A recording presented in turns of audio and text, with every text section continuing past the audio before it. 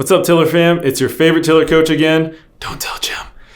Oh, what is this, you ask? This is a medal that my son and I got for doing a virtual 5K. What's a virtual 5K? We actually ran 5K. It wasn't like virtually, we were pretending to run in front of a computer.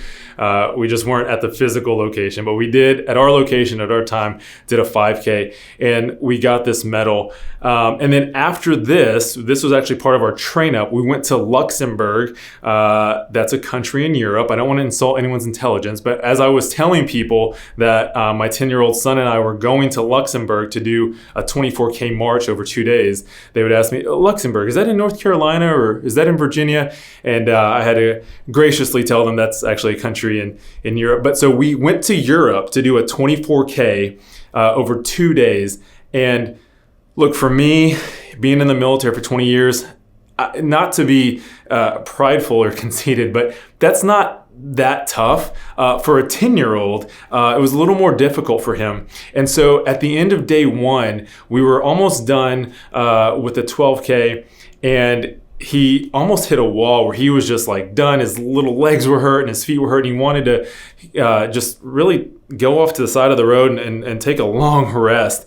And it reminded me of this book called Relentless Forward Progress. Now, this book is about running ultra marathons. I've never run an ultra marathon or even a marathon. I probably won't. We'll see what God has for me. But this idea of relentless forward progress, you just got to keep going. And I think that applies spiritually as well. And in life, like we're going to come into seasons where it's just a difficult season. Sometimes you just feel like, man, it's kind of the worst right now. Like everything is the worst right now. You got to put one foot in front of the other and you got to keep going. Now, particularly for my son, at the end of day one in Luxembourg, near the end, you go through the town and there was an ice cream shop, and we stopped and got him an ice cream cone, and that re-energized him, and he was able to continue with his forward progress on day one. And then ultimately at the end of day two, we received our medals from the government of Luxembourg, and he was just excited that he was able to actually finish that race. So I want to look at a few verses.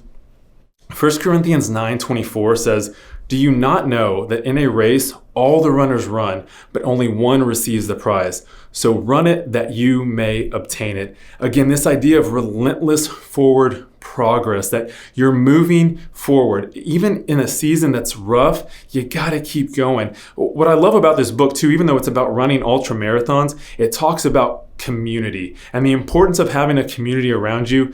There is no shortage of Tiller tips that talk about the importance of having your brothers and sisters in Christ around you to lift you up when the seasons are tough. Let's look at another verse.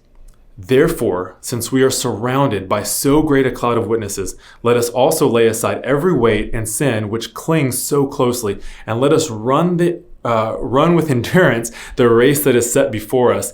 That's Hebrews 12:1. You got to build up that endurance. You can't get into a rough season of life and build the endurance then. You have to have had it built up before so you can rely on it. And again, this idea of having the community around you, your brothers and sisters in Christ, to support you in this rough season, to support you as you are moving forward relentlessly.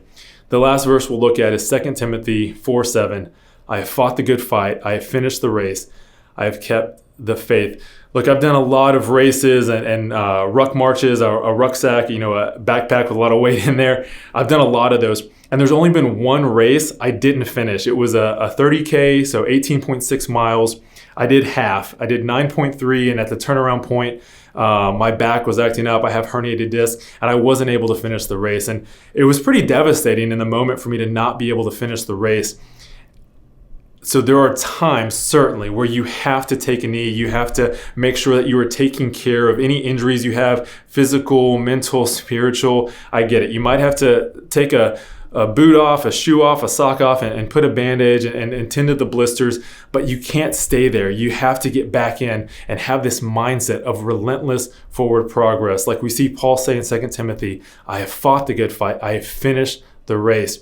You got to finish your race. You got to keep moving forward. You can't be stagnant. Tiller fam, love you. We'll see you next time.